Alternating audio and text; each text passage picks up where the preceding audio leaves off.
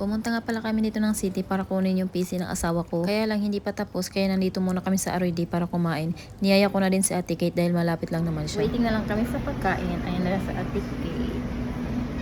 Oh. Andito na yung ano namin. Ang sarap nito. Sarap-sarap na. Ito nga pala yung in-order ko dahil paborito ko to. Tapos si Ate Kate din, same din kami ng in-order dahil gusto niya din yan eh. Tapos umorder lang din kami ng isang sticky rice kasi malaki kasing servings niya eh, good for 2 person. Kami lang naman ni Ate Kate ang kakain eh. At after namin kumain ay dumiretso kami ni Ate Kate dito sa barcode. Kasi dati kasi talaga dito talaga ako bumibili ng damit. Kaya lang ngayon wala akong nagustuhan kaya hindi na muna ako bumili. Nakabili nga pala si Ate Kate ng damit dito. Tapos ako naman naghahanap sana ako ng magustuhan ko kaya lang wala talaga. At ayan nga nakabili na din si Ate Kate ng isang piraso lang din. Tapos pumasok nga din pala kami dito sa Pashmina na shop. Ano nga pala itong mga bilihan ng mga Sheila eh. Naghahanap sana ako ng Sheila na kakulay nung abaya ko na binili ko sa Global Village. May free naman yun na Sheila kaya lang hindi talaga sila magkakulay. Tapos bumili ulit ako ng dalawa. Hindi din pala talaga sila magkakulay. Kaya kailangan ko talagang dalhin dito yung abaya ko para lang makabili ako ng same color niya. Ang pangit kasi ata tingnan pag hindi talaga sila magkakulay eh. Ayan nga pala oh, Pashmina Sheila. Yan yung pangalan ng shop na yan.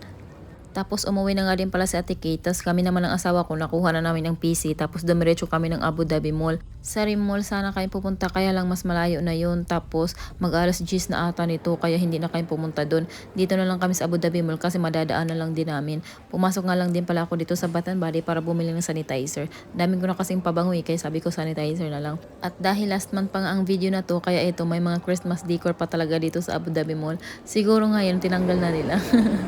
Late kasi ako palagi nag-upload eh.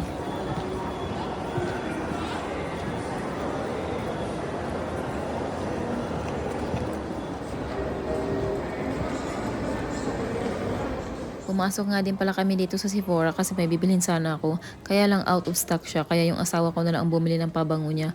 Pero yung pabango niya ay binigay niya din sa kuya niya. Sabi niya ibibigay na lang daw niya. Tapos pumasok nga din pala kami dito sa Watson kasi may binili din ako.